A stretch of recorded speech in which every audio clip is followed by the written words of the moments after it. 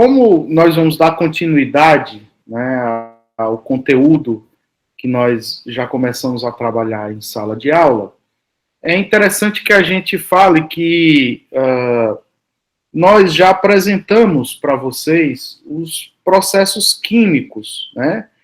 Nós trabalhamos inicialmente com dimensões, unidades, trabalhamos também com as principais variáveis encontradas nesses processos, e agora, especificamente nessa unidade, nós vamos analisar esses processos com base nos princípios de conservação da massa. Então, nós vamos trabalhar com essa unidade de balanço de massa e nesses 5 conteúdos, né, nesses 5 macro conteúdos, nós vamos trabalhar todo o conteúdo referente a balanços materiais ou balanço de massa, né? É importante dizer que nós vamos subindo aos poucos esses 5 degraus aí. No primeiro degrau, nessa aula de hoje, nós vamos falar um pouco sobre unidades simples, tá? Vamos falar um pouco também mais adiante, em próximas aulas, sobre unidades múltiplas. Inicialmente, nós falaremos de processos com uma unidade apenas, que a gente chama de unidade simples, e falaremos de processos envolvendo mais unidades, né, que nós chamamos de unidades múltiplas. Nós vamos tratar inicialmente de processos sem reação química, ou seja, processos que não envolvem conversões químicas, e posteriormente nós vamos tratar de balanços que envolvem reações químicas. E aí nós vamos ver como que essas reações químicas elas se encaixam dentro desse conteúdo de balanço de massa. Nós vamos entender um pouco da estequiometria das reações, depois nós vamos falar um pouco da organização e do equacionamento destes balanços de massa envolvendo reação química. Vamos falar de processos, né? Nesse tópico 4, nós vamos falar de processos em sistemas monofásicos, ou seja, que envolvem uma única fase. E depois nós vamos falar, por fim, né, no final do conteúdo de balanço de massa, nós vamos falar de sistemas envolvendo mais de uma fase, né? É importante que a gente tenha em mente que nós já subimos alguns degraus antes de chegar nesse patamar aí que a gente chama balanço de massa. Que degraus foram esses? Nós entendemos como descrever as variáveis de um processo, e aí nós trabalhamos com essas variáveis, né? A gente falou de variáveis importantes e como elas se correlacionam, né? Nós entendemos como que funciona um processo, e nós vamos recapitular um pouco da classificação dos processos, e aí a gente vai falar do funcionamento, da operação destes processos químicos, né? E vamos falar da natureza de algumas restrições que eu já falei para vocês anteriormente. Ok, pessoal? Então, para que vocês seguirem, eu fiz aí um mapa mental, mapa desta aula, e o conteúdo da aula que nós teremos hoje vai abordar também 5 temas que nós vamos tratar em objetivos educacionais. Onde nós queremos chegar, né? Com relação ao conteúdo que nós vamos apresentar, hoje nós vamos falar de balanço de massa em unidades simples, né? Ou seja, em unidades de processo que apenas envolvem um equipamento. Nós vamos trabalhar dentro desse conteúdo processos que não envolvem reações químicas. Nós vamos trabalhar primeiro com o que é sistema, Só recapitulando aquilo que a gente já conhece, o que é um sistema, o que são unidades simples, eu já adiantei, mas nós vamos diferenciar unidades simples de unidades múltiplas. Nós vamos entender sobre o equacionamento geral de um balanço de massa. Nós vamos equacionar de forma geral, né, um balanço de massa, mesmo que de forma mais simplificada. Nós vamos falar de processos em batelada e processos contínuos, né? Isso envolve a classificação dos processos químicos e como nós vamos escrever essas classificações, né? Como nós vamos descrever essas classificações dentro do equacionamento geral. Nós vamos falar da análise dos graus de liberdade, nós vamos fazer uma análise do equacionamento que nós escrevemos, que nós fizemos, e também vamos tratar de alguns cálculos básicos, né, em unidades simples, tá? Então, para vocês acompanharem o mapa mental, nós temos aí as unidades simples, sem reação química. Nós vamos entender da operação e, baseado neste entendimento de como é a operação, ou seja, a classificação dos processos segundo a sua operação, nós vamos fazer um equacionamento, posteriormente vamos fazer uma análise e vamos propor uma metodologia simples de solução. Nós vamos começar por processos mais simples e vamos sofisticando cada vez mais e aumentando o número de unidades que nós vamos colocando dentro desse processo, tá? Quais são os objetivos educacionais? Aonde que nós queremos chegar? Onde é que nós vamos chegar com todo esse conteúdo que nós iremos trabalhar nessa aula? Primeiro, nós vamos explicar os termos mais comuns de processo.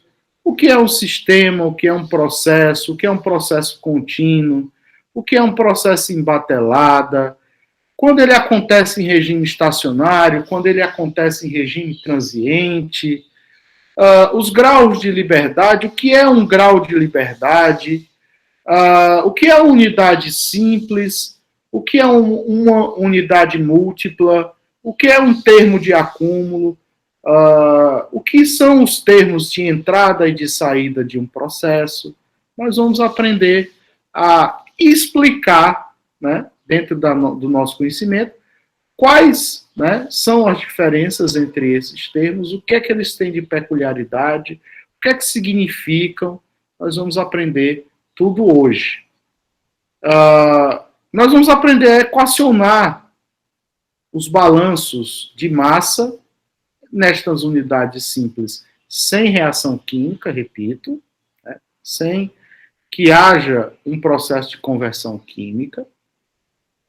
Nós vamos aprender a analisar estas equações e balanços de massa nestas unidades simples e que não envolvem reação química. Bom, primeiro, quando a gente fala de unidade simples, é importante que a gente diferencie do que é uma unidade múltipla, que nós vamos ver mais adiante. Vejam aí que nós temos dois desenhos aí. No primeiro deles, vocês veem uma unidade simples, que eu tenho uma corrente de alimentação e uma corrente de saída. Ao contrário, né, deste desenho, nós temos uma unidade múltipla, ou seja, composta por várias unidades ou vários estágios, em que eu tenho a corrente 1 alimentando a unidade 1, a corrente 2 alimentando a unidade 2 ou o estágio 2. Esta corrente 2, por sua vez, é uma corrente de descarga da unidade 1. ou seja, a corrente de descarga da unidade 1, ou seja, do estágio 1, ela passa a ser a corrente de alimentação da unidade 2. Veja que na unidade simples eu apenas tenho a alimentação e a descarga.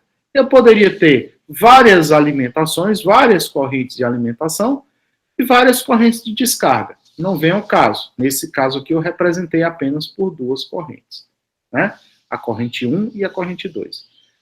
Bom, voltando à unidade múltipla, eu tenho um terceiro estágio, uma terceira unidade, em que a corrente 3 é alimentada nesta unidade e a corrente 4 é a descarga desta unidade. Por sua vez, a corrente 3 é a descarga oriunda da corrente 2.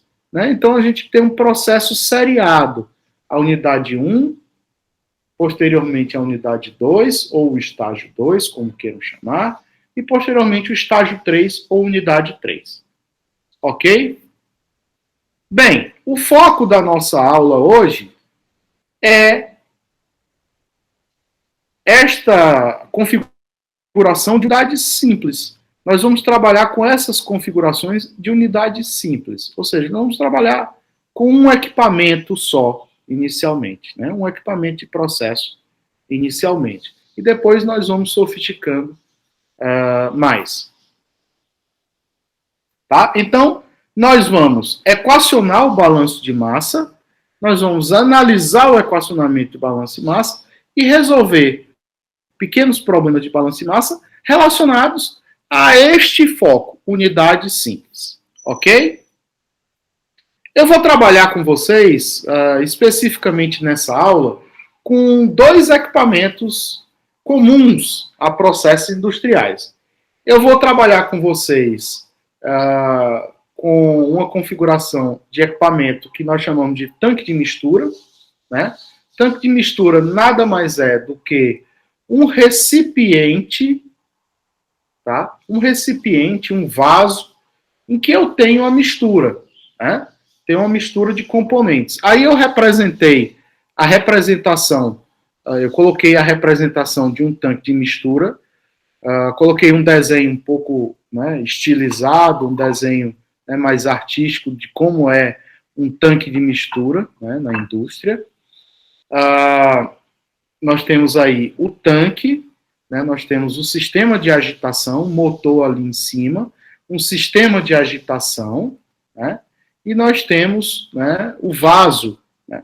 Esse vaso pode ter uma camisa, pode ter uma serpentina, que promoverão o aquecimento ou resfriamento do conteúdo interno deste vaso, deste equipamento. Vocês podem ver na representação, né, que é a forma mais simples de representar esse equipamento, ou seja, como nós vamos representar ele dentro de um fluxograma de processo, que nós já vimos anteriormente como construir fluxograma de processo. É importante que a gente perceba que eu coloquei aí apenas uma corrente de entrada e uma corrente de saída. Mas pode haver mais de uma corrente de entrada e mais de uma corrente de saída nesta representação. Então, apenas que vocês atentem que nós vamos trabalhar, um dos equipamentos que nós vamos usar como exemplo, né, como base para os nossos exemplos de unidade simples, serão os tanques de mistura. Nós vamos utilizar outro equipamento, e aí na sua forma mais simplificada, que é uma coluna de destilação. O que é uma coluna de destilação? Uma coluna de destilação é um equipamento, né, um sistema de equipamentos organizados com o objetivo de promover a separação através do equilíbrio líquido-vapor. É interessante a gente entender que este equipamento de separação, ou seja, estas colunas de destilação, não são equipamentos, não são unidades simples por natureza. Elas são unidades múltiplas, porque nós temos aí 3 trocadores de calor e a coluna em si. O primeiro trocador de calor é um pré-aquecedor. Este pré-aquecedor serve para aquecer inicialmente a mistura que é alimentada na torre, na coluna de destilação. Essa mistura, na verdade, como é um equipamento voltado para a separação, nós temos uma mistura de componentes. Na fração de topo, nós teremos um componente, né? Nós teremos uma fração enriquecida em um dos componentes. E na fração de fundo, nós teremos esta fração enriquecida em um outro componente que está nesta mistura inicial. O pré-aquecedor, como eu falei anteriormente, serve para pré-aquecer, para fornecer calor, né, à mistura que é alimentada. Esta mistura que é alimentada à coluna de destilação, ela percola vários estágios, vários estágios internos da coluna, né, que são esses pratos aí, né. O vapor que vai acendendo, né, ou seja, quando eu aqueço aquela mistura, eu vou formar vapores. Esses vapores são ricos em um dos componentes, ou em alguns componentes, e esse vapor ele tende a ascender na coluna, ou seja, sair da parte inferior da coluna e subir até a parte superior da coluna. Ou seja, ele tende a ascender, né, na coluna. Enquanto, né, o líquido tende a descer do topo para o fundo da coluna. Bem, o líquido, quando chega no fundo da coluna, ele passa por um refervedor e recircula na coluna. Ou seja, o refervedor é um outro trocador de calor que serve para aquecer novamente o líquido que sai, né, que desce, vai até o fundo da coluna e que volta em forma de vapor para a coluna. Né? Recircula dentro dessa coluna. Bem, o vapor que ascende para o topo deixa a coluna, né, e vai para um condensador. Esse condensador ele serve para que eu possa recuperar, né, aquele componente que está, né, mais abundante nessa corrente de vapor, né? Esta corrente que está enriquecida em um componente ou em alguns componentes, eu possa recuperá-lo, né? E aí, quando ele passa pelo condensador, né, lá no topo, eu tenho uma fração, né, de líquido que é condensada, uma fração de condensado, e aí eu posso recircular uma parte desse condensado, ou então, né, eu posso remover a parte deste líquido que foi condensado aí, deste condensado, que é a fração de topo da coluna de destilação. Nós vamos simplificar a coluna, né, nos exemplos que nós vamos abordar aqui, nós vamos simplificar a coluna, nós vamos fazer o balanço na coluna de destilação, apenas considerando a fração de topo e a fração de fundo, tá? Então, nós vamos trabalhar inicialmente com a coluna de destilação, simplificando ela ao máximo, e depois a gente vai colocar estes outros equipamentos para complicar um pouco mais a configuração e entender um pouco mais de como funciona esse processo, os balanços nesse processo. Tá? Ok? Então, falando de balanço de unidades em unidades simples, é bom que a gente recapitule, né, como, nessa sequência aí, como que se comportam os sistemas, né? O que é um sistema, inicialmente? Um sistema, na verdade, ele é uma porção do universo, né? Ou uma porção de um equipamento, por exemplo, que nós isolamos para estudá-lo. Veja que eu posso ter um tanque de mistura e esse tanque de mistura ser o meu sistema. A coluna de destilação também ser o meu sistema. Então, dentro deste conceito de sistema, eu posso isolar um equipamento ou um conjunto de equipamentos e estudá-los. Então, isso aí ser, né, o meu sistema. Eu isolar, né, um equipamento, alguns equipamentos, um processo. Então, toda porção do universo que eu isolo para estudar, eu vou chamar isso aí de sistema.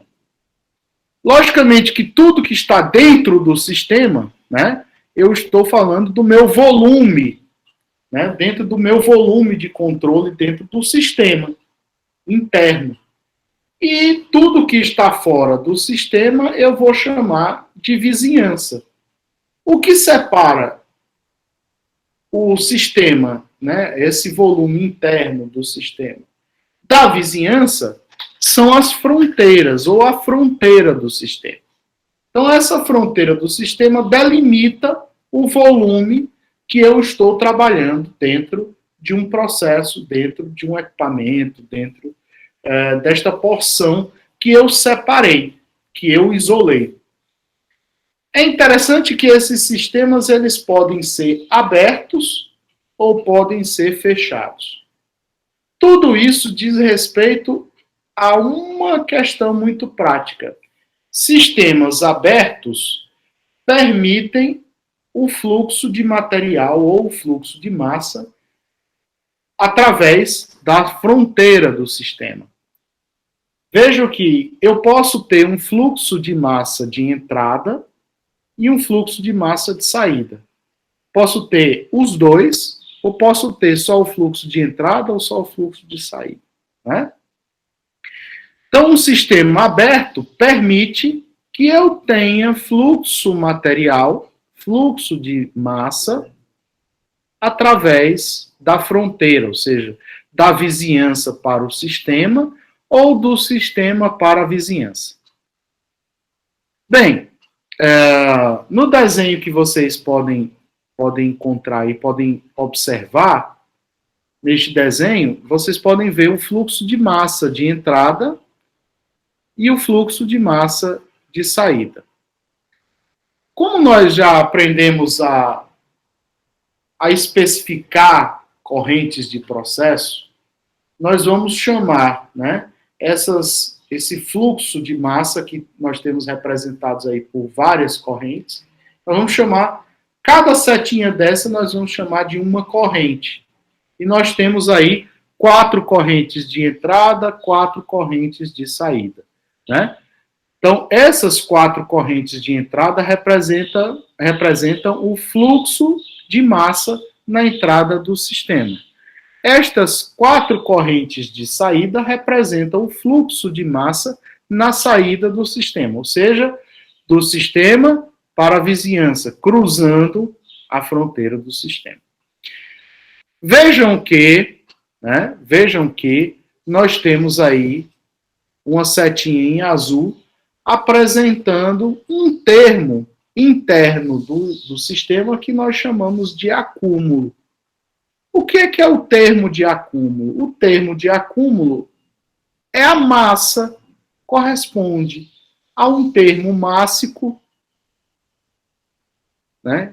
Especificamente aqui nós vamos tratar do termo de acúmulo como um termo mássico, que representa a quantidade de massa, o saldo de massa entre a entrada e a saída, ou seja, o que está sendo acumulado de massa dentro desse sistema ao longo do tempo. Né? Nós vamos escrever esse acúmulo de formas diferentes, quer sejam de formas escritas de forma temporal, ou seja, de forma diferencial no tempo, ou quer seja absoluta, de forma integral, ou seja, a diferença entre entrada e saída, né, do sistema. Eu representei as correntes do fluxo de massa de entrada de forma geral como ME, e eu coloquei um pontinho para representar o fluxo de massa, ou seja, toda vez que eu tiver o ME com um pontinho, ou seja, o MI, um M para qualquer componente, ou seja, a vazão mássica para qualquer componente, eu vou colocar um pontinho em cima da variável, ou seja, essa variável com um pontinho aí representa a unidade, né? Ou seja, a unidade que eu tenho, por exemplo, massa, volume, por unidade de tempo, né? Então, nós estamos escrevendo isso em termos de vazão. É uma descrição temporal. Então, para diferenciar a descrição temporal da descrição absoluta, ou seja, de massa, da descrição integral da massa, nós colocamos um pontinho em cima, tá? Então, se nós colocamos M com um pontinho, nós estamos colocando a vazão, estamos escrevendo a vazão mássica. E aí a gente pode representar a vazão mássica por gramas por hora, gramas por minuto, quilogramas por hora, quilogramas por minuto, né? E se nós estamos representando a massa de forma integral, né, nós temos a massa em grama, quilograma, né, enfim, por aí vai. Da mesma forma, nós podemos dizer, né, nós também podemos representar, o número de mol ou de moles por unidade de tempo, ou seja, uma vazão molar, né? Quando a gente coloca o N, este Nzinho aí que eu coloquei, o N, né, o NI, ponto, ou apenas o NI. Este índice I, né, subscrito, pode representar o número de uma corrente, pode representar o componente, enfim. Esse índice aí a gente vai utilizar ele para representar, para indicar, né, de onde é a origem, né, desta informação. Esta origem pode ser especificada como o número da corrente, como o componente, né, a representação do componente A, componente B, componente C, ou pode ser corrente 1, corrente 2, corrente 3, tá? Nós vamos, aos poucos, nós vamos nos familiarizando com esta nomenclatura, com esta adoção de nomenclatura.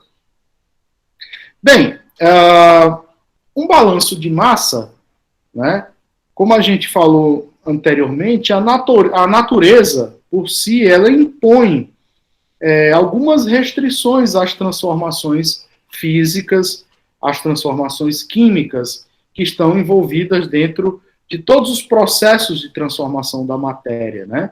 E estas restrições, elas precisam ser levadas em conta no projeto e na análise dos processos químicos, bioquímicos, né, nos processos industriais.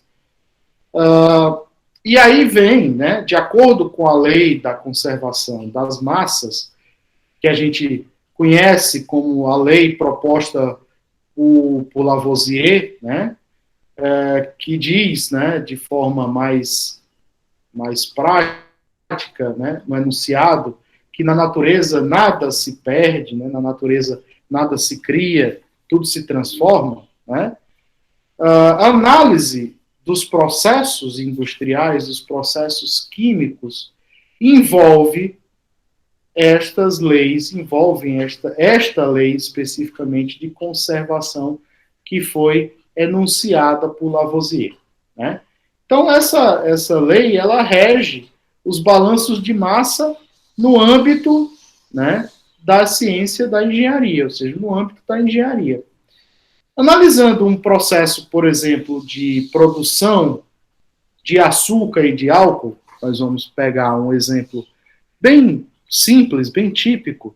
Se a gente analisar um processo, por exemplo, de produção de açúcar e álcool, vamos supor que nós tenhamos 10 toneladas de carbono, né, e essas toneladas de carbono, elas estão contidas numa determinada quantidade de cana-de-açúcar, que é a matéria-prima que eu vou utilizar para a produção de açúcar e de álcool, tá? Vamos imaginar que a gente tem essas 10 toneladas, 100 toneladas, enfim.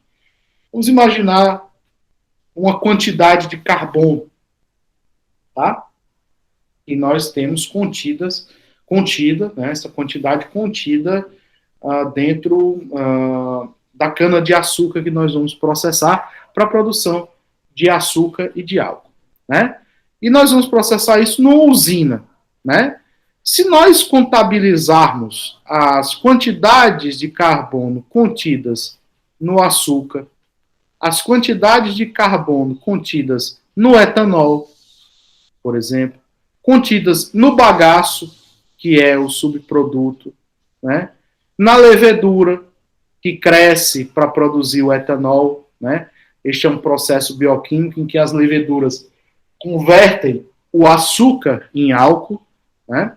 E aí, como resultado, nós temos a produção de CO2 também. Se nós contabilizarmos também o carbono que está naquela forma gasosa, que é o CO2, e também nos resíduos, outros subprodutos gerados neste processo, nós vamos verificar que essa quantidade é exatamente a mesma que estava contida inicialmente naquela quantidade de carbono que eu coloquei, que eu alimentei no sistema, né, através da cana-de-açúcar, que foi a matéria-prima. Ou seja, daquela quantidade inicial de carbono, que aí nós fizemos a suposição que seriam 10 toneladas de carbono que estavam contidas numa massa maior de cana-de-açúcar. Se nós contabilizarmos todo esse carbono, ou seja, o carbono em todas as saídas, nós teremos, então, um balanço, né, de carbono de massa, e essa quantidade na saída deverá ser igual àquela quantidade que eu alimentei, né? Se não for igual, se fosse diferente, isso iria contrariar a lei da conservação das massas, que foi proposta por Lavoisier e que é utilizada, né, especificamente para reger, né, como restrição ao dimensionamento desse processo. Aqui vale ressaltar alguns pontos que nós teremos que ter muito, muito, muito cuidado. Veja só, quando eu falei para vocês a respeito de que o balanço de massa, né, do balanço de massa do carbono, né, do carbono que efetivamente vai se transformar em produtos, né, eu mencionei para vocês, né, a contabilização de todas as frações. Aqui nós vamos trabalhar com balanço de massa que, na maior parte das vezes, eles fecham, ou seja, tudo que entra e tudo que sai, o que é gerado e o que é consumido, eles fecham. São balanços de massa que podem ser trabalhados e resolvidos porque eu contabilizei tudo, eu trabalhei aqui com informações estimadas sempre com maior precisão e nem sempre na indústria e na hora de fazer o projeto isso acontece, né? É importante mencionar que nós teremos na vida prática uma coisa é que sempre nos livros os balanços eles fecham. Na vida real nem sempre é assim. Nós teremos muito mais problema, né, trabalhando com a vida real.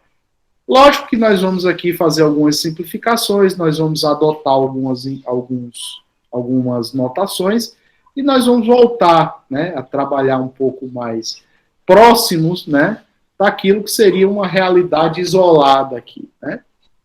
Então, é importante que vocês tenham em mente que este primeiro trabalho que nós vamos fazer, ele representa uma parcela do universo isolado aí, uma parcela da realidade que vocês vão vivenciar na vida profissional de vocês e que ela está um pouco mais simplificada por questões didáticas, né, por questões práticas para o aprendizado de vocês, ok?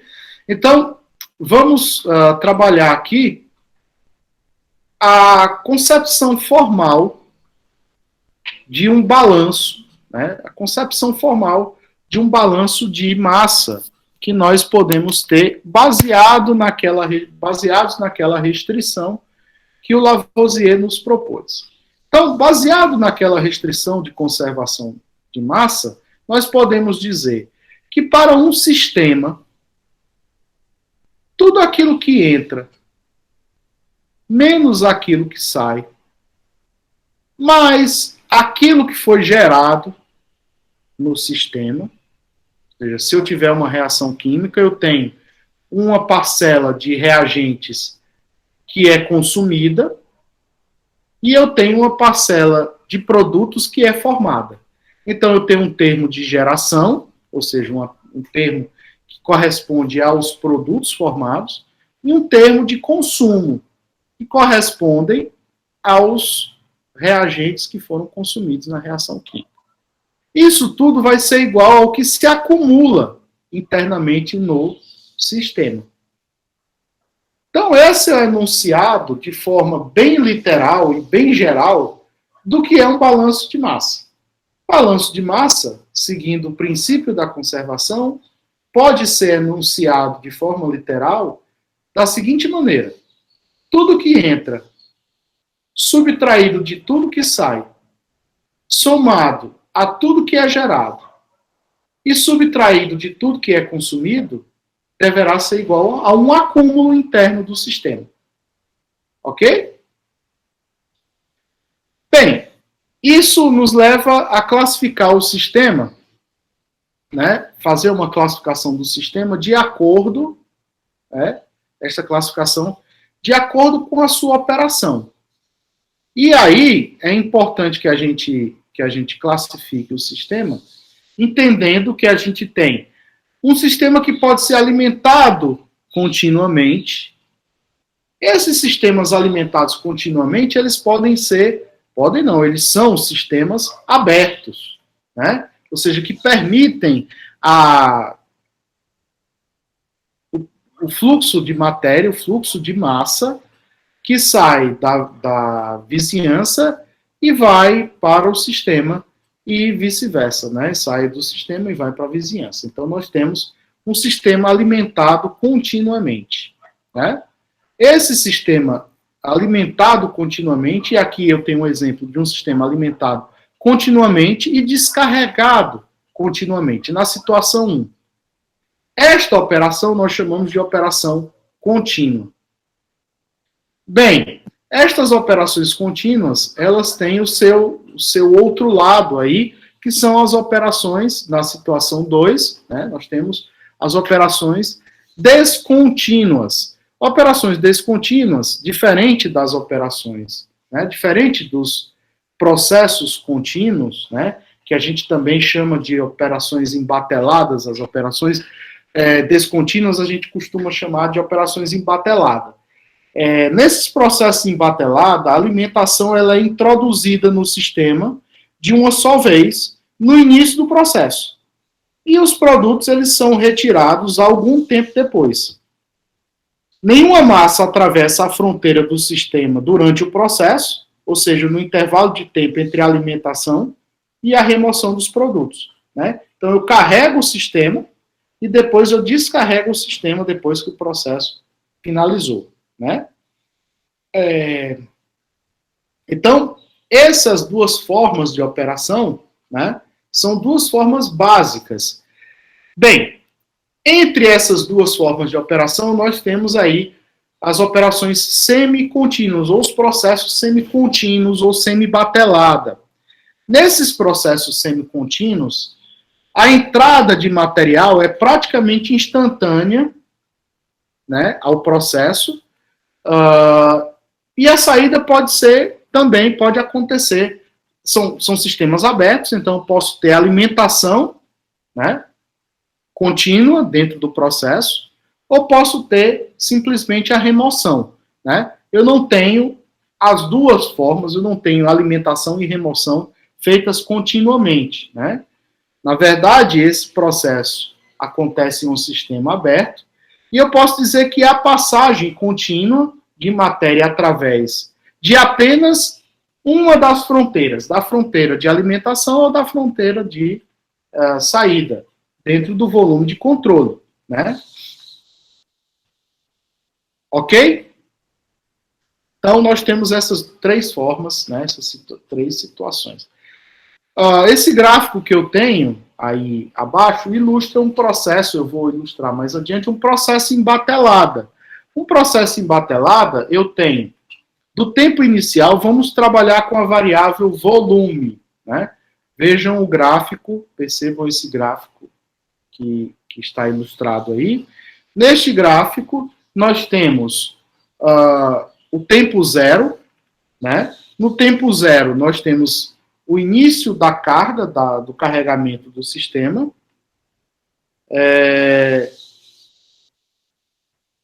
No caso do carregamento do sistema, eu tenho um tempo de carregamento, que eu chamei de TC, né? Esse gráfico pequenininho, depois eu amplio para melhorar, né? Eu vou ampliar aqui para vocês. Deixa eu ver aqui. Melhorou aqui.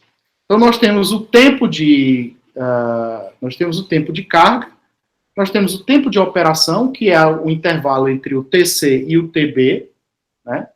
E nós temos um tempo para descarga, né? Essas curvas aí, elas representam a curva, o diagrama de ocupação, né? Volumétrico do tanque, né? Vamos supor assim, do tanque, né? Que eu estou operando aí em batelada, tá? Então, essas são as etapas. A operação corresponde ao intervalo de tempo entre TC e TB, e de TB até o tempo final nós temos a descarga, e de 0 a TC nós temos uma etapa de carga. Bem, vamos aqui voltando ao nosso sistema. Se nós formos escrever, tá? Se nós formos escrever a equação, né? Aquela equação que nós falamos de forma literal, nós vamos ter, considerando um sistema aberto e sem reação química, que é o objetivo desta nossa aula, nós teremos a seguinte forma, o seguinte equacionamento. Nós vamos ter aí o somatório de todas as vazões mássicas, de todos os componentes na entrada, tá? Nós vamos ter o somatório de todos, da vazão mássica de todos os componentes na saída, ou seja, entrada menos saída, né? O somatório da vazão mássica na entrada, menos o somatório da vazão mássica dos componentes na saída, mais o termo de geração, menos o termo de consumo. E aí, como eu não tenho reação química, esses dois termos eles são iguais a zero. Obviamente que, como eu não tenho nenhum termo de geração, nenhum termo de consumo, eu estou dizendo para vocês que este processo acontece sem conversão química, né? Então, em processos sem conversão química, a notação de geração do termo de geração e o termo de consumo, eles são iguais a zero. Tudo isso é igual a um acúmulo. Esse termo da derivada de M por T, né, nada mais é do que o acúmulo, o termo de acúmulo, né, dm dt, é o termo de acúmulo do sistema. Ou seja, o termo de massa acumulada ao longo do tempo, né, no sistema. Esta notação, se vocês perceberem, é uma notação diferencial. Nós estamos escrevendo um balanço na sua forma de notação diferencial. Ao contrário, se nós tivermos... E se o sistema for fechado? Né? Se nós tivermos o sistema fechado, de acordo com aquele gráfico ali, um sistema embatelado, como é que ficaria o balanço?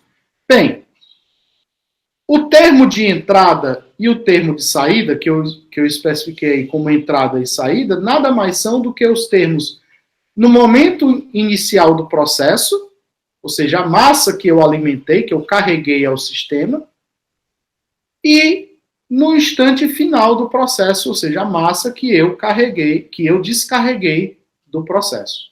Então, A alimentação, nesse caso aí, corresponde, né, a entrada, nesse caso, corresponde ao instante zero.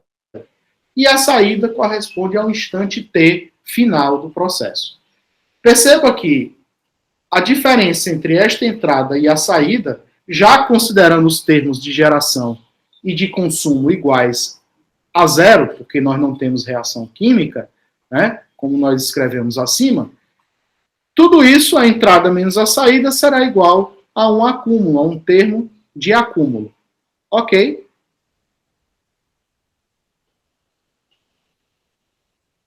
Bem, percebam que nós podemos também escrever tudo isso aí na forma com a notação, ao invés de notação mássica, nós podemos escrever isso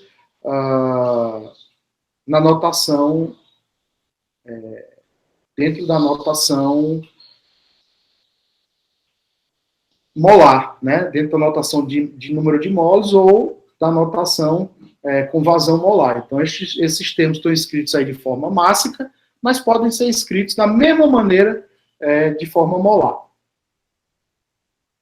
Só recapitulando aqui para vocês, nós temos os processos escritos aqui, ó. Vou abrir aqui novamente para vocês. Nós temos os processos. Como é que nós escrevemos a equação que nós enunciamos literalmente? Este primeiro termo é um termo que nós chamamos de termo de entrada, considerando um sistema aberto, ou seja, operando continuamente, e sem reação química. Quando eu falo que não há reação química, o termo de geração e o termo de consumo são iguais a zero. Quando eu coloco esses termos iguais a zero, me restaram o termo de entrada e o termo de saída. O termo de entrada, por sua vez, nesta equação representada aqui, né, nesta equação para o sistema aberto, nós temos representado o termo de entrada como o somatório das vazões mássicas de todos os componentes que alimentam o sistema. Então, se eu tenho um componente A, um componente B, um componente C, seriam cada uma das vazões mássicas individuais desses componentes ou dessas correntes que alimentam o sistema. Então, posso ter N correntes, né? E cada uma dessas correntes com uma vazão mássica. Tá? E vejam que eu tenho um termo de saída que também está aí representado pelo somatório das vazões mássicas na saída do sistema. Tá? Ou seja, o somatório das vazões mássicas na saída do sistema para cada componente ou para cada corrente. Isso daí vai ser igual a uma taxa de variação da massa por unidade de tempo, e esta taxa de variação nós chamamos de acúmulo. Então, o que entra menos o que sai, já que não tem reação química, vai ser igual ao acúmulo. Considerando um sistema aberto, aquele seria o balanço, né? A equação de cima representaria o balanço. E se o sistema for fechado? Bom, se o sistema for fechado, eu mencionei a vocês anteriormente que eu não tenho um termo de entrada e nem tenho um termo de saída ao longo do processo. Eu carrego todo mundo no instante inicial e descarrego todo mundo no instante de t final. Né? Então, eu carreguei, né, e depois eu descarreguei. Tá? É como se eu tivesse aqui, né, a carga, né? Imagine que eu tenho um copo com água, e aí, inicialmente, um copo vazio, que eu preencho com água, que eu coloco um determinado volume de água, no instante zero, depois eu vou e derramo essa água. Então, seria um exemplo bem simples para um sistema em batelada. Se esse sistema for fechado, se for uma batelada, sem reação química, né, como a gente já falou anteriormente, nós não teremos considerando que nós não temos reação química, nós não teremos termos nem de geração e nem teremos termos de consumo. Considerando esse fato, a massa que é alimentada ao sistema, ou seja, que entra no sistema, né, ou seja, não é uma massa por unidade de tempo, ou seja, não tem uma vazão mássica. Eu tenho uma quantidade de massa que eu alimentei, né, naquele volume de controle, naquele sistema. E depois eu tenho uma quantidade de massa que eu descarreguei. Né? Então, a diferença entre a massa que eu alimentei, que eu carreguei o sistema, menos a massa que eu descarreguei, é igual a uma taxa de acúmulo. Só que quando eu tenho um sistema fechado, ao invés de ter um balanço escrito na forma diferencial, eu tenho um balanço na forma integral. Enquanto eu tenho os termos associados à descrição temporal no balanço para sistemas abertos, eu vou ter um balanço integral considerando a massa total para os sistemas fechados em batelada. Então são duas formas de escrever. Uma eu estou escrevendo com as vazões mássicas e a outra eu estou escrevendo com as massas integrais, né? E aí eu posso dizer que, dentro da minha classificação, os sistemas contínuos versus os sistemas em batelada, nos sistemas contínuos, eu tenho fluxo de massa. Nos sistemas em batelada, eu não tenho fluxo de massa. E aí eu tenho o intermediário entre eles, que é o sistema semicontínuo ou os sistemas semicontínuos, né? Nós vamos trabalhar com alguns exemplos ao longo dessa aula e ao longo do curso. Nós vamos trabalhar com alguns exemplos e vocês poderão se familiarizar com essas informações e com esses conceitos ao longo dessa caminhada, desse percurso que nós vamos ter, né, neste ano. Bem, com relação ao termo de acúmulo, já que eu falei do termo de acúmulo para o sistema aberto, do termo de acúmulo para o sistema fechado, esse termo de acúmulo ele pode ser igual a zero ou ele pode ser diferente de zero. Quando a gente tem o termo de acúmulo igual a zero, nós dizemos que o sistema ele está no estado estacionário. Quando o termo de acúmulo ele é diferente de zero, nós dizemos que o processo, ou que a operação, ela não está no estado estacionário, ela está no estado transiente. Ela está não estacionária, ou seja, está se comportando de forma transiente. Tá? Então, o termo de acúmulo é uma forma de descrever, né, esses regimes em que nós submetemos os processos às operações. Para ilustrar o regime estacionário e o regime transiente, né, ou regime permanente, o regime estacionário permanente, né, que a gente chama de permanente, ou o regime transiente, né, não permanente. Como é que a gente representa isso aí? Como é que a gente ilustra de forma mais clara para vocês? Vamos imaginar que a gente tem um forno. Tá? Inicialmente, no começo, né, no tempo zero, eu tenho um forno desligado. O forno está desligado. Portanto, a temperatura interna, que é de 25 graus Celsius, é igual à temperatura externa, que também é de 25 graus Celsius. Temperatura interna e temperatura externa estão iguais e a temperatura é de 25 graus Celsius. No instante inicial, eu vou e ligo o forno. O forno é ligado. Nesse instante, o forno, dentro do forno, ou seja, na temperatura interna, a temperatura interna passa a ser 200 graus Celsius. Enquanto que a temperatura externa ainda é 25 graus Celsius. Vai se passando o tempo, e o que é que vai acontecer com a temperatura da parede externa do forno? Vai aumentar.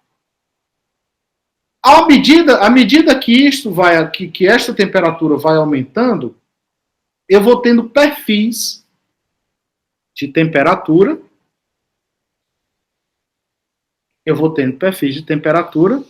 até que eu chegue, né, a 40 graus Celsius. Ou seja, o perfil interno, a temperatura interna de 200 graus Celsius e a temperatura de 40 na parede do forno. Na parede externa do forno. Na parede interna, 200, e na parede externa, de 40 graus Celsius. Né? Isso no tempo T3. Então, eu tenho o T0, que eu liguei na hora que eu liguei o forno, o T1, que corresponde a um tempo maior do que T0, T2, um tempo maior do que T1, e T3, um tempo maior do que T2. Veja só que quando eu chego a 40 graus Celsius, a próxima temperatura que eu vou ter no tempo T4 ainda é 40 graus Celsius. Ou seja, a temperatura externa, observando o processo pela temperatura externa, eu posso dizer que a variável temperatura, até o tempo T3, estava em regime transiente.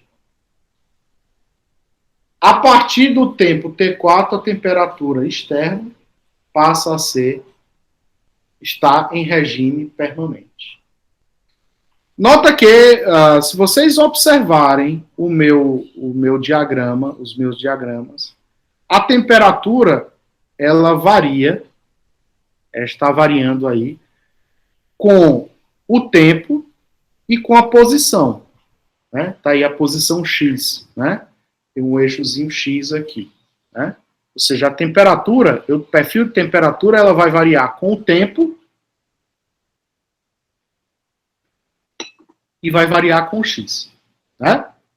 Mas, olhando pelo lado variável temperatura externa do forno, vai chegar um momento em que essa temperatura externa do forno não é mais função do tempo. É apenas uma função de X. E aí nós dizemos que ela atingiu o estado estacionário. Quando nós falamos em variáveis de processo, eu ilustrei o que seria o estado estacionário e o transiente, né? Então a gente ilustrou isso quando a gente falou de variáveis de processo. Bem, para ilustrar um pouco mais dentro da nossa realidade de balanço de massa, eu peguei aqui o regime permanente, tá? E nesse regime permanente, eu ilustrei aqui um tanque, né? Um tanque alimentado. Inicialmente, nós temos o tanque alimentado. No tempo zero, nós temos o volume zero, ou seja, o tanque sem volume nenhum de líquido.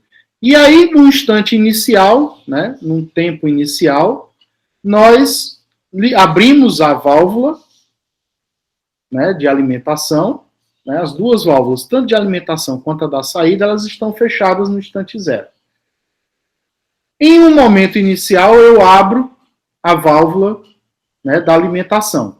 E aí eu começo a alimentar o tanque, e aí esse tanque passa a ter um volume inicial V1. Com o passar do tempo, eu atinjo um volume que seria um volume total, né, do tanque VT.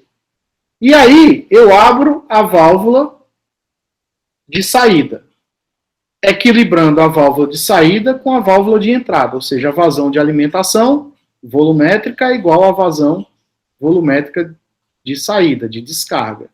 E aí eu consigo equilibrar sempre o volume no nível volumétrico VT, ou seja, na variável volumétrica VT. Quando eu olho a variável volume, o que é que eu posso observar? Que até um determinado instante de tempo, né, até um determinado instante de tempo, o volume no tanque crescia, até chegar ao volume VT. E aí eu mantive esse volume ao longo do processo a partir deste tempo, a partir deste instante de tempo. Né? Então, a partir deste instante de tempo em que o tanque atingiu o volume VT, eu abri a válvula de saída de descarga, mas mesmo assim eu mantive, né, o volume constante. A vazão, é importante observar que quando eu abro a válvula de descarga, eu estou considerando aí a vazão de entrada igual a vazão de saída para manter sempre o volume do tanque, né, constante. Eu poderia ter mantido fechado e apenas fechar a válvula de alimentação, mas o que eu preferi, né, foi abrir a vazão para manter um sistema como um sistema aberto, contínuo, né, um sistema aberto, contínuo, continuamente alimentado e continuamente descarregado. Tá ok?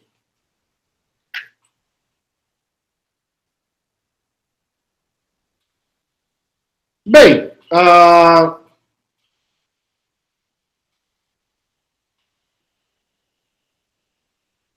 vamos agora utilizar o exemplo da coluna de destilação que nós havíamos falado, né?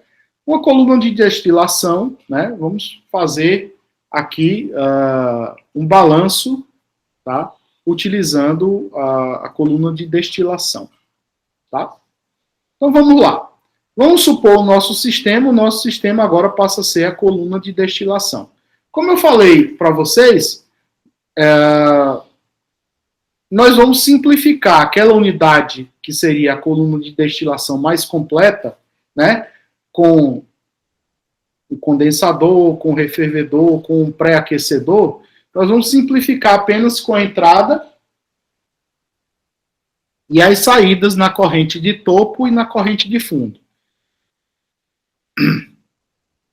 Vamos aqui aumentar para facilitar. Veja só, a corrente de alimentação nós vamos chamar de corrente F. A corrente de topo nós vamos chamar de corrente D, ou de destilado. Nós vamos chamar a corrente de fundo ou de resíduo de corrente B. Veja só, é um processo de separação, né? É uma operação de separação, em que eu tenho a alimentação de uma mistura. Essa mistura que eu representei aí para uma mistura de A mais B. Note que no destilado eu vou ter uma fração, né? Vou ter a fração de destilado rica no componente A, que está circulado aí. O componente A, né, está presente de forma majoritária, ou seja, em composição superior à composição do componente B, na corrente de destilado. Ao contrário da corrente de resíduo, em que o componente B aparece como sendo o componente majoritário, ou seja, o componente que enriquece essa coluna. Tá?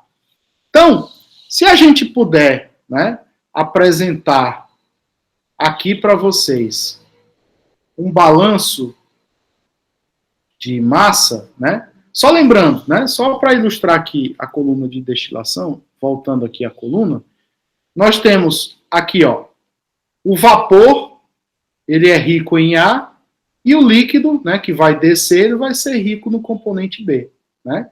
Então aí a gente tem o contato do líquido com o vapor e essa troca, né, essa transferência de massa, né, calor e massa, favorecem que eu tenha a separação do componente A para a fração, né, mais no vapor, ou seja, mais para o topo, e mais para o líquido a gente tenha o componente B, e aí eu teria uma fração de fundo mais rica no componente B, tá? É assim que funciona uma coluna de destilação.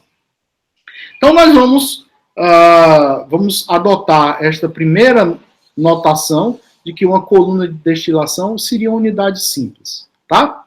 Então depois a gente vai aprofundando e trabalhando com maior riqueza de detalhes. Veja o seguinte, pessoal, cada corrente deverá ser descrita pelos seus componentes e pelas suas características em relação às composições. Eu representei aí X de A em F para alimentação e X de B em F para alimentação. Ou seja, é a composição relativa ao componente A na corrente F. Então, esse índicezinho aí, que está sobrescrito, né? Esse subscrito aí, esse subscrito representa o componente, ou seja, X de A, ou seja, composição do componente A. O sobrescrito, esse íconezinho, esse índicezinho sobrescrito F, representa a corrente, né, em que este componente está. Então, é X de A em F, ou seja, composição fração do componente A, ou seja, a composição do componente A dentro daquela corrente F, né? A corrente F, por sua vez, ela representa a massa ou a vazão mássica desta corrente, o D do mesmo jeito, o B do mesmo jeito, tá? E por aí vai. Eu tenho X de A no componente, X do componente A na corrente D, e eu tenho X do componente B na corrente D. Isso é uma forma de notação que aos poucos vocês vão se familiarizando, mas é para diferenciar, né? E indicar tanto a corrente quanto o componente. Se nós escrevermos o balanço global para o sistema, ou seja, considerando o sistema como sendo a minha coluna de destilação. Se eu considerar o sistema como uma coluna de destilação, como é que eu vou escrever um balanço de massa utilizando aquela notação simples que nós já utilizamos anteriormente? Então, como é que nós vamos escrever este balanço de massa nessas unidades simples? Primeiro, como é que nós vamos equacionar? Primeiro ponto é equacionar um balanço global. Nós temos um balanço global para o sistema.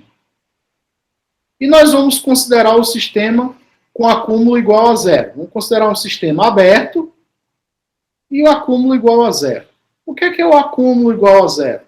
A taxa de variação de massa ao longo do tempo, ou seja, o acúmulo ao longo do tempo vai ser igual a zero. Significa dizer que tudo que é alimentado no sistema deverá sair pelas correntes de saída. Ou seja, tudo que entra deverá sair. Então eu posso dizer que se eu tiver 30 gramas ou 30 quilogramas por hora relativa à vazão da corrente F, ou seja, dos componentes da mistura A e B, alimentadas na coluna, se eu somar B e D, tem que dar 30 quilogramas por hora. Tem que dar a mesma massa, ou por unidade de tempo. Então, considerando o acúmulo igual a zero, ou seja, o estado estacionário, nós vamos ter que F é igual a D, ou seja, ao destilado, a fração do destilado lá do topo, mais o B, ou seja, X quilogramas de F é igual a Y quilogramas por hora de D, quilogramas por hora de F, é igual a Y quilogramas por hora de D, mais Y quilogramas por hora de B. Ou seja, toda a massa que eu alimentei por unidade de tempo está sendo removida por unidade de tempo, né, desta coluna de destilação. E eu não tenho acúmulo de massa no sistema. Então, nós estamos considerando o estado estacionário, vamos inicialmente trabalhar com esta hipótese. Então, além de ter o balanço global, nós vamos ter os balanços individuais. Os balanços individuais, considerando também o estado estacionário, sem reação química, porque aí, nesta destilação, eu estou separando, não estou gerando, nem estou consumindo. Não é um processo reativo, é um processo apenas de separação, processo físico de separação. Então, nós temos os balanços individuais, para A e para B. Nestes balanços individuais, nós observamos, primeiro, um balanço para A, e aí, para que eu faça um balanço individual para o componente A, basta que eu multiplique a vazão mássica, ou a massa, pela composição relativa a esse componente, ou ou seja, a fração relativa a esse componente naquela corrente. Ou seja, se eu multiplicar a fração de A pela vazão, eu vou ter a quantidade de A que é alimentada no sistema. Do mesmo jeito, se eu pegar a vazão de saída D e multiplicar pela composição de A naquela corrente, ou seja, se eu pegar a fração de A naquela corrente e multiplicar por essa vazão, eu vou ter a quantidade de A que sai pela corrente D. Do mesmo jeito para B. Então, o que eu fiz aqui ao escrever estes balanços, né, em maior destaque, foi multiplicar as vazões mássicas ou as massas, se for um processo contínuo, as vazões mássicas, se for um processo embatelado, serão as massas, tá? E multipliquei pelas composições de cada um dos componentes.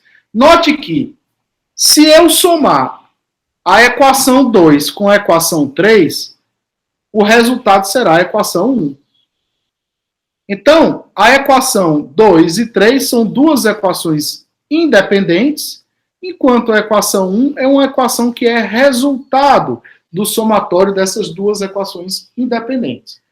Ora, observe que para cada componente, eu vou para cada componente de um processo, de uma unidade simples, eu, sem reação química, inicialmente nós estamos trabalhando, eu irei originar uma equação independente de balanço. Portanto, para cada componente eu terei uma equação independente de balanço de massa. Ok? Só recapitulando, quando a gente fala de Xi em M, eu estou falando da composição de I, ou seja, do componente I, na corrente M. Ok? Bem, voltando aqui à coluna de destilação, voltando ao nosso problema, eu percebo o seguinte: eu tenho um balanço que é resultado de dois balanços, do somatório de dois balanços individuais e que são independentes. Então, eu tenho dois componentes, A e B. Cada um dos componentes me oferece uma equação de balanço independente, ou seja, uma equação independente no sistema. Então, dois componentes, duas equações independentes. Se eu tivesse três componentes, três equações independentes para esta unidade simples. Perceba que é importante, antes de resolver o problema, antes da gente entrar na resolução de um problema de balanço de massa, é importante, muito importante, que a gente analise se esse problema pode ser resolvido ou não, partindo daquele equacionamento que você propôs. Antes de mais nada, é importante que a gente entenda que existem restrições, existem propriedades físicas, existem, além de propriedades físicas, existem parâmetros dentro dos balanços que são possíveis de serem determinados e que nem sempre nós listamos todos dentro do fluxograma que nós desenhamos no processo. Bom, só recordando um pouco, a primeira etapa que nós temos antes mesmo de escrever as equações é ilustrar, desenhar o fluxograma do processo e colocar, rotular todas as variáveis, todos os parâmetros, saber quem é conhecido, quem é desconhecido. Com as informações que nós levantamos, nós colocamos lá todas as informações conhecidas. Se for um problema do livro, nós colocamos as informações que são apresentadas no problema. Enfim, o que nós vamos fazer, é desenhar e rotular o fluxograma do processo com as informações que nós temos disponíveis naquele momento.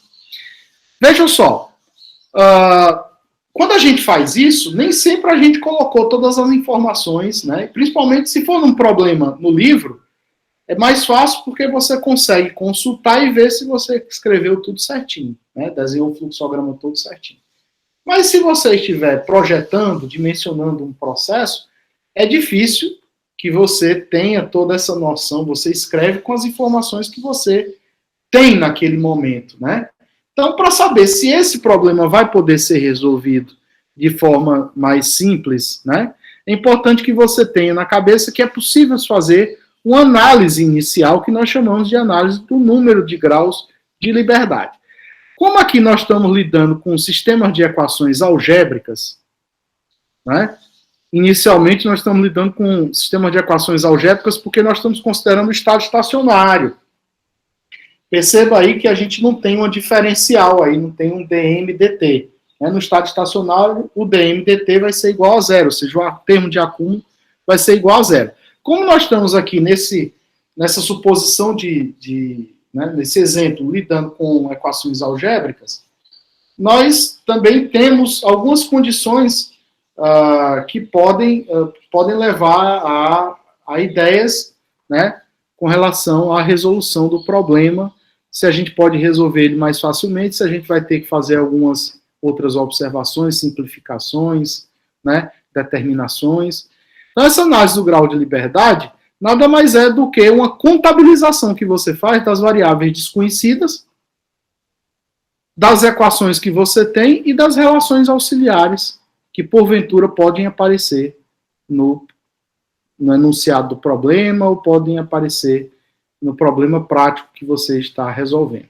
Veja só, se eu estou trabalhando com equações algébricas, a relação, né, com equações, na verdade, com equações, problemas com equações e variáveis, né, e parâmetros conhecidos, se eu pegar o número de variáveis desconhecidas, diminuir do número de equações independentes e do número de relações auxiliares, esse valor eu chamo de número de grau de liberdade. Se esse valor, ou seja, se o número de grau de liberdade for igual a zero, esse problema vai ter uma única solução. Se ele for maior do que zero, vai haver um número infinito de soluções para o problema, matematicamente falando. Se o número de grau de liberdade for menor do que zero, há muitas restrições a serem consideradas. E aí, de qualquer maneira, se o número de grau de liberdade for diferente de zero, iniciar a resolução do problema imediatamente pode ser um problema que você vai enfrentar.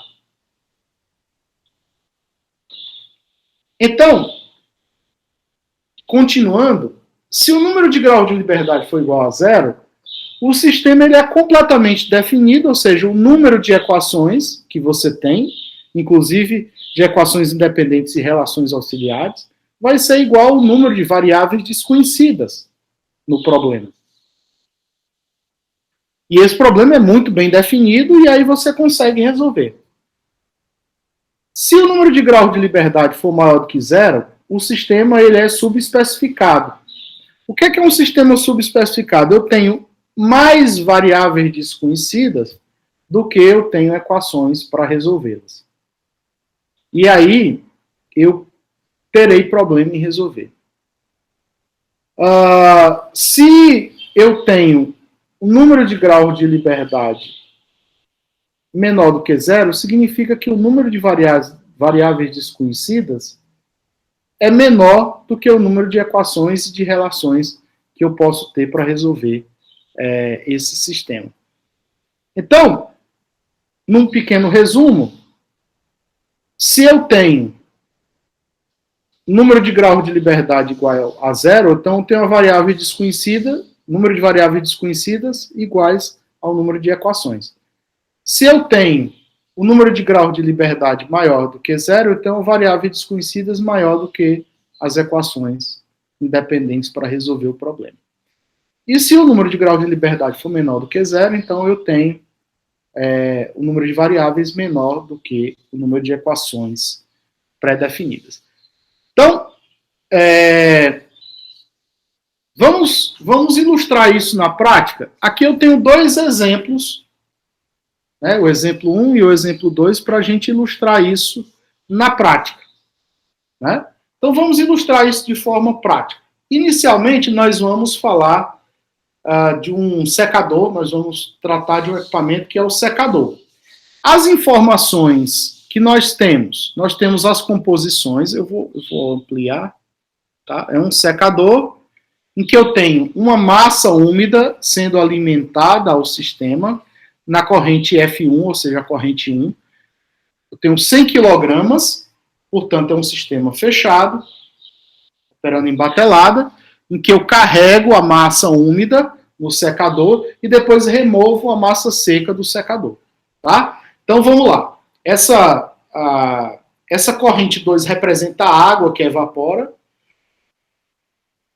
e a corrente 3 representa a massa seca que vai sair do sistema, né, de secagem.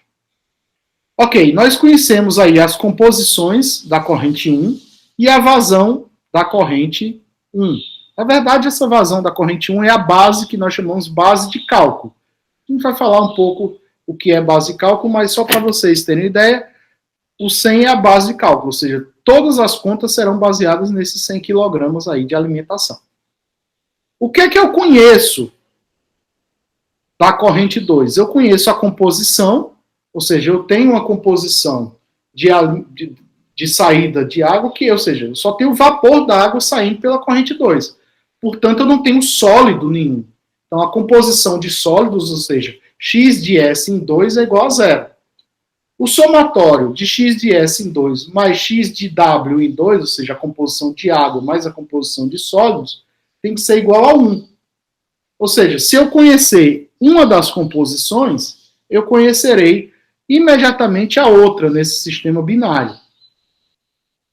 Então, eu conheço as duas composições e não conheço a vazão F2. É uma variável desconhecida. Não conheço também F3 e não conheço a composição X de W, ou seja, a composição de água em 3, e a composição de sólido em 3 eu também não conheço. Bom, considerando que é uma mistura binária, eu posso dizer que 1 menos o X de W em 3, ou seja, a composição de água em 3, vai ser igual ao X de sólido em 3. Ok.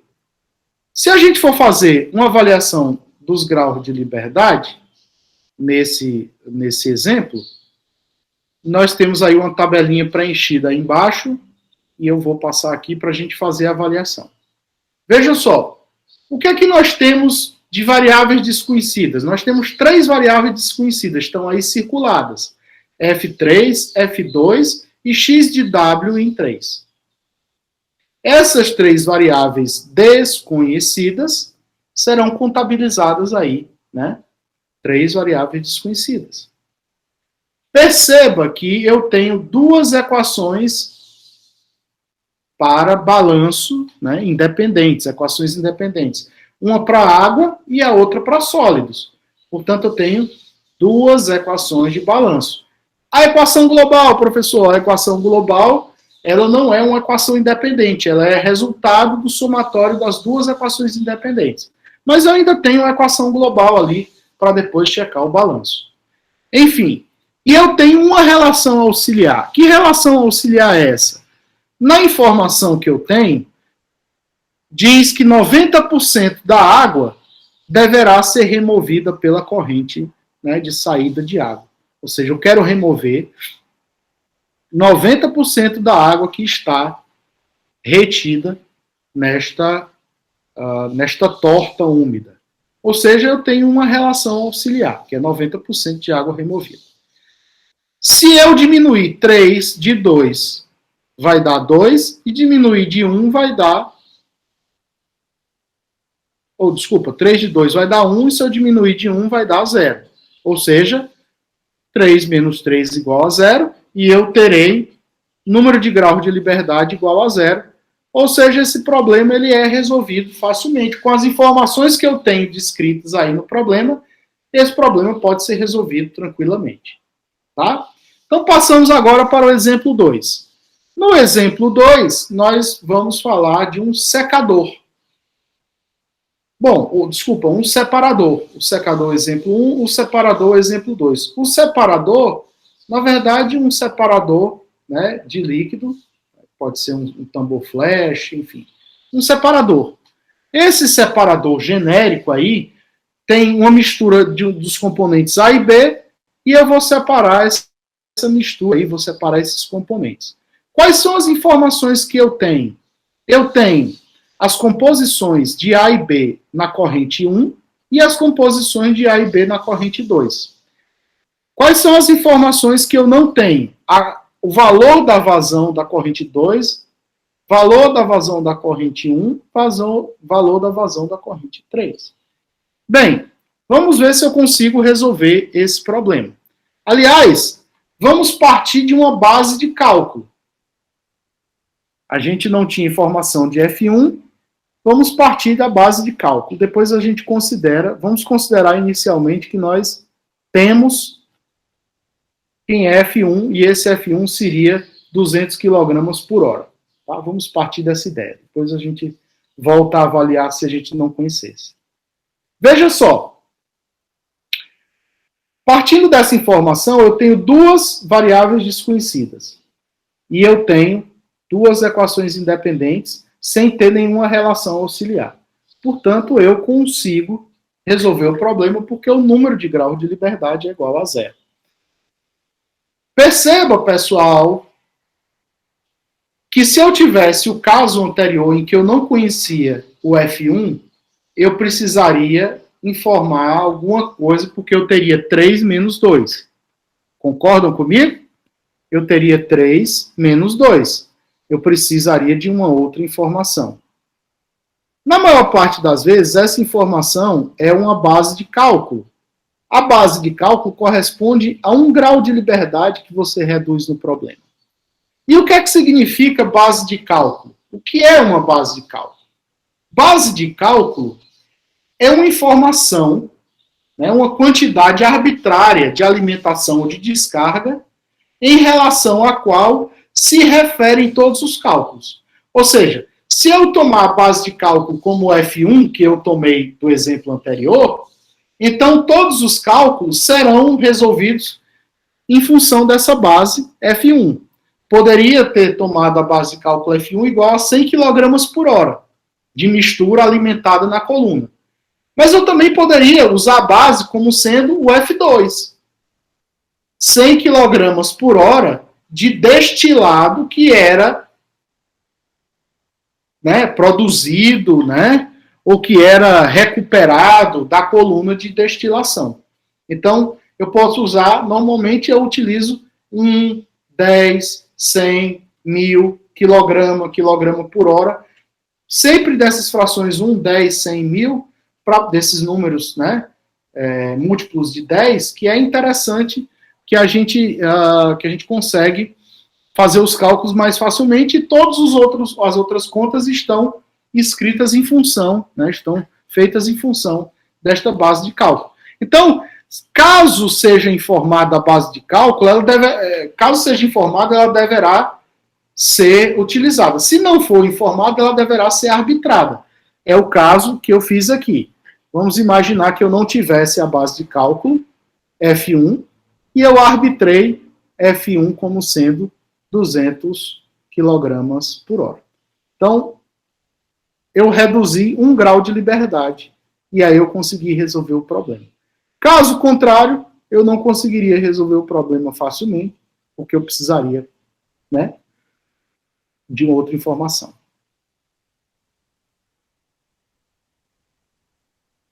Bem, então, como é que funciona? Como é que é o passo a passo? Né? Como é que é o passo a passo que nós aprendemos hoje? Né? Como é que é o passo a passo para descomplicar essa história de fazer o balanço de massa, para que em próximas aulas a gente continue a trabalhar com essas informações e aí a gente vai expandindo cada vez mais. Então, qual que é o passo a passo nesse balanço de massa? O passo a passo descomplicado seria a primeira etapa, desenhar o fluxograma.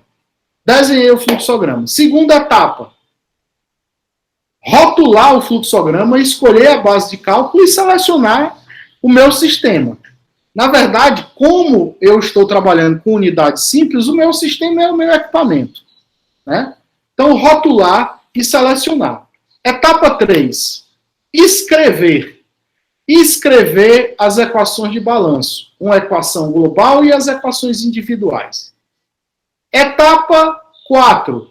O que é que eu preciso fazer? Avaliar. Avaliar o quê? O número de graus de liberdade. Porque se o número de graus de liberdade for igual a 0, eu posso partir para a solução.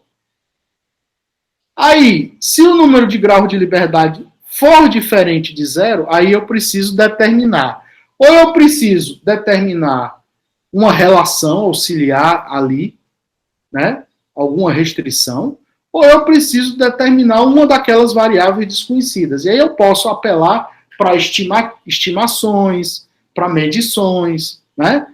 E aí sim, quando o número de graus de liberdade for igual a 0, eu posso resolver o sistema e aí posso obter o resultado que seria a solução. Ok? Então, por hoje, a gente aprendeu esses conceitos básicos e a gente vai dar continuidade nos próximos conteúdos, nos próximos capítulos, um pouco mais sobre a execução desta metodologia. Então, recapitulando dentro daquele nosso plano, só para a gente ver o que é que nós já entendemos, só recapitulando aqui o plano de aula de hoje, nós entendemos o que é unidade simples, o que é unidade múltipla, nós entendemos do equacionamento, aprendemos o equacionamento geral de um balanço de massa, vimos o que é um processo em batelada, um processo contínuo, avaliamos, fizemos análise dos graus de liberdade e falta a gente aplicar os cálculos básicos, a gente viu o procedimento geral para fazer esses cálculos básicos, mas agora nós aprendemos, né, a explicar os termos, a equacionar os balanços e a analisar. Nas próximas aulas nós vamos aplicar essas informações dentro dos cálculos de balanço de massa, ou seja, vamos praticar alguns cálculos de balanço de massa. Ok? Agora com vocês vão trabalhar este conteúdo, né, baseado no guia de estudo que vocês receberam pelo SIGA, vocês vão trabalhar as questões do nosso livro texto.